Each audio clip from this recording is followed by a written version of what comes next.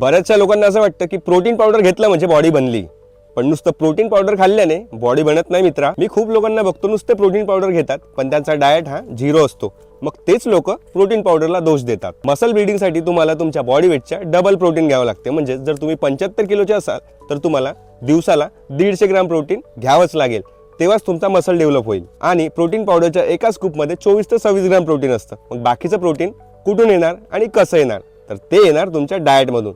त्यासाठी तुम्हाला एक चांगला डाएट करावा लागेल। जर तुम्ही स्टुडंट असाल, हॉस्टेलवरती राहत असाल, तुमच्याकडे महिन्याचे 1000 ते 2000 रुपये फक्त स्वतःवरती खर्च करायला असतील तर त्यामध्ये तुम्ही एक चांगला डाएट करू शकता, जर तुम्ही प्रोटीन पावडर घेऊन हे चूक केली नाही तर। आणि 1000 रुपयामध्ये खूप काही डाएटचं सामान तुम्ही घेऊ शकता, ज्याच्यामधून तुम्हाला 24 ते 26 ग्राम पेक्षा पण जास्त प्रोटीन भेटेल एका दिवसाला। जर तुम्हाला 1000 ते 2000च्या बजेटमध्ये एक चांगला डाएट प्लॅन पाहिजे असेल तर मला कमेंटमध्ये DM करा डाएट प्लॅन, मी त्यावरती एक नक्की व्हिडिओ बनवेल। आणि जर तुम्हाला माझी हे ॲडवाइस आवडली असेल तर व्हिडिओला लाईक करा आणि शेअर करा त्या मित्राला जो नुसतं प्रोटीन पावडर खातो।